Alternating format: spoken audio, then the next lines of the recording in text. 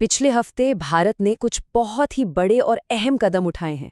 एक तरफ जहां महिलाओं को सशक्त बनाने के लिए एक ऐतिहासिक कानून लाया गया, तो वहीं दूसरी तरफ भविष्य के हाईवेज बनाए जा रहे हैं। तो आज हम उन खास पलों पर नजर डालेंगे जो एक नए भारत को आकार दे रहे हैं।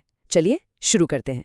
तो सवाल ये है कि सिर्फ एक हफ्ते में किसी देश की तरक्की आखिर दिखती कैसी है।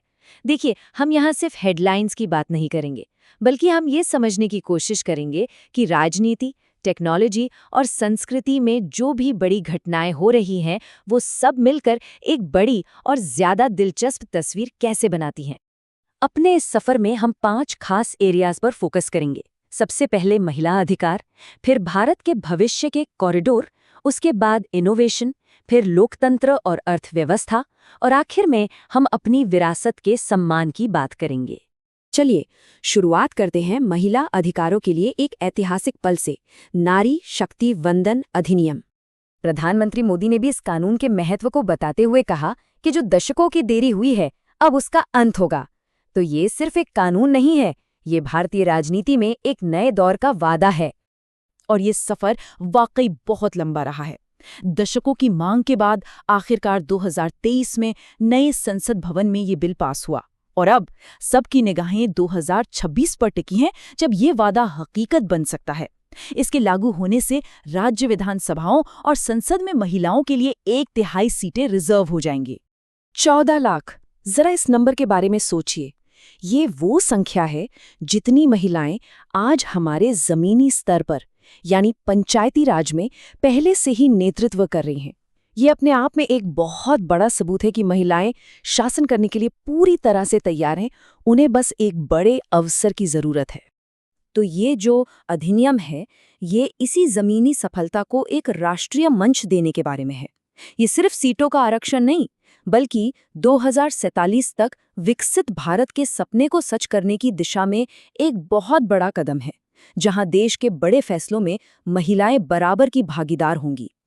तो एक तरफ देश की लीडरशिप में बदलाव की नींव रखी जा रही है, तो वहीं दूसरी तरफ जमीन पर भी देश का नक्शा तेजी से बदल रहा है। हमारा अगला टॉपिक एक ऐसे बड़े इंफ्रास्ट्रक्चर प्रोजेक्ट पर है जो ये दिखाता है कि विकास और पर्यावरण की देखभाल एक साथ कैसे हो सकती है।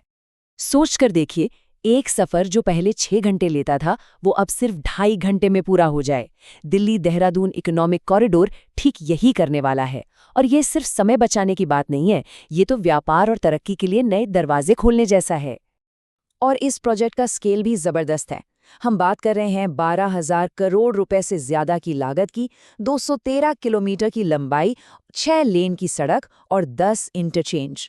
मतलब ये सिर्फ एक सड़क नहीं, बल्कि इस पूरे इलाके के लिए एक नई इकोनॉमिक लाइफलाइन है।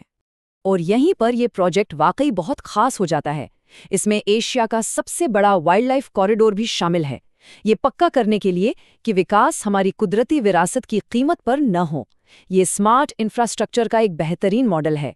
तो जमीन पर कॉरिडोर बनाने से लेकर भविष्य की टेक्नोलॉजी बनाने तक, हमारा तीसरा विषय हमें इनोवेशन और आत्मनिर्भरता की दुनिया में ले जाता है। बिहार के मोतिहारी में भारत अपनी टेक्नोलॉजी की ताकत दिखा रहा है। DRDO वहां आकाश और ब्रह्मोस जैसी मिसाइलें डिस्प्ले कर रहा है। लेकिन ये सिर्फ हथियारों की नुमाइश नहीं है, बल्कि ये देश की अगली पीढ़ी को बड़े सपने देखने और कुछ नया बनाने के लिए प्रेरित करने का एक तरीका भी है। और ये प्रेरणा सिर्फ मिसाइलों तक ही नहीं है। सरकार startup India fund of funds के जरिए 10,000 करोड़ रुपए लगा रही है, और खासकर डीप टेक में। मतलब वो कंपनियां जो आर्टिफिशियल इंटेलिजेंस और बायोटेक्नोलॉजी जैसी मुश्किल तकनीकी समस्याओं पर काम कर रही हैं। ये भारत के टेक्नोलॉजी वाले भविष्य पर एक बड़ा दांव है। आसमान में भी इनोवेशन तेजी से आगे बढ़ रहा है। एक नई एविएशन टेक्नोलॉजी मानव रहित और हल्के विमानों को और भी ज्यादा काबिल बना रही है, जिससे वो आपदा राहत और निगरानी जैसे मिशनों के लिए और भी काम के साबित होंगे। टेक्नोलॉजी समाज को बदल रही है, और ये हमारे लोकतंत्र और अर्थव्यवस्था के सिस्टम में भी सुधार कर रही है। तो चलिए देखते हैं कि देश की इन मुख्य प्रणालियों को और मजबूत कैसे बनाया जा रहा है। किसी भी लोकतंत्र में हर एक वोट की बहुत कीमत होती है, पर हम ये कैसे पक्का कर सकते हैं कि हर वोट असली हो और कोई धोखाधड़ी ना हो?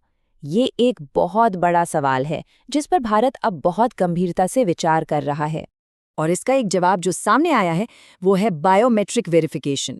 इसे ऐसे समझिए जैसे फ़ोन को अनलॉक करने के लिए फिंगरप्रिंट का इस्तेमाल होता है। ठीक वैसी ही टेक्नोलॉजी ये पक्का कर सकती है कि हर वोटर सिर्फ एक बारी वोट डाले। इससे चुनाव और भी ज़्यादा सुरक्षित और भरोसेमंद हो जाएंगे। इन सुधारों में सुप्रीम कोर्ट भी एक अहम भूमिका निभा रहा है। अदालत न सिर्फ चुनावों को सुरक्षित बनाने के लिए बायोमेट्रिक वोटिंग पर विचार कर रही है, बल्कि ये भी देख रही है कि किसानों के लिए एमएसपी कैसे तय की जाए ताकि वो ज्यादा निष्पक्ष हो। ये दोनों ही मामले हमारे समाज की बुनियाद से जुड़े हुए हैं। इकोनॉमी के मोर्चे पर भी सरकार जरूरी सेक्टर्स को बढ़ावा दे रही है, चाहे वो इलेक्ट्रिक वाहनों के लिए सब्सिडी देना हो, मैन्युफैक्चरिंग को सपोर्ट करना हो या फिर युवाओं के लिए तकनीकी ट्रेनिंग में बड़ा निवेश करना हो। इन सभी का मकसद एक मजबूत और आत्मनिर्भर अर्थव्यवस्था बनाना है। लेकिन देखिए, भविष्य का निर्माण सिर्फ आगे देखने से नहीं होता, ये समझने से भी होता है कि हम आए कहाँ से हैं। हमारा आखिरी सेक्शन इसी बात पर रोशनी डालता है कि कैसे भारत की विरासत उसकी तरक्की की नींव है। ये हफ्ता यादों और सम्मान का भी रहा। जलियांवाला बाग के शहीदों को श्रद्धांजलि देने से लेकर डॉक्टर बी.आर. अम्बेडकर की विरासत का जश्न मनाने तक, और बैसाखी और बिहू जैसे त्योहारों के साथ अपनी कृषि से जुड़ी जड़ों को याद करने तक, ये पल हमें उन मूल्यों की याद दिलाते हैं जो हमारे देश को एक साथ बांधते हैं। तो हमने एक हफ्ते में भारत की तरक्की की एक झलक देखी है। महिला सशक्तिकरण, मॉडर्न इंफ्रास्ट्रक्चर, टेक्नोलॉजी में इनोवेशन और अपनी विरासत के लिए गहरा सम्मान। अब बड़ा सवाल ये है, एक पीढ़ी के बाद इनमें से कौन सी उपलब्धि सबसे ज्यादा मायने रखेगी? आज उठाया गया कौन सा कदम कल के भारत को सबसे ज्यादा आकार देगा? खैर, इसका जवाब तो सिर्फ वक्त ही दे सकता है।